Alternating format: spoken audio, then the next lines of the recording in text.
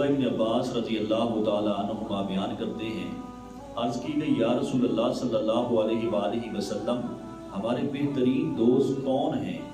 آقا علیہ السلام نے فرمایا وہ جس کا دیکھنا تمہیں اللہ کی یاد دلا دے، وہ جس کا بولنا تمہارے علم میں اضافہ کر دے، اور وہ کہ جس کا عمل تمہیں آخرت کی یاد دلا دے۔ حاضرین محترم، اگر اس حدیث مبارکہ کی روشنی میں دیکھا جائے تو نیک دوست کے ساتھ بیٹھنا آپ کے عمل خیر میں اضافہ کر دیتا ہے اور اس سے ایمان کے نور میں بھی اضافہ ہو جاتا ہے۔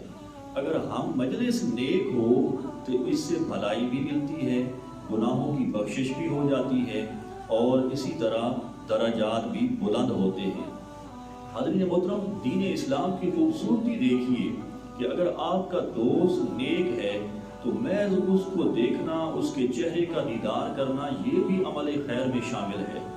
جیسے قرآن مجید کو فقط دیکھنے سے نیکیاں حاصل ہوتی ہیں، کعبۃ اللہ شریف کی فقط زیارت سے ثواب ملتا ہے، اور اولاد اگر پیار اور محبت کے ساتھ اپنے والدین کے چہرے کی زیارت کریں، حج کا ثواب عطا کیا جاتا ہے۔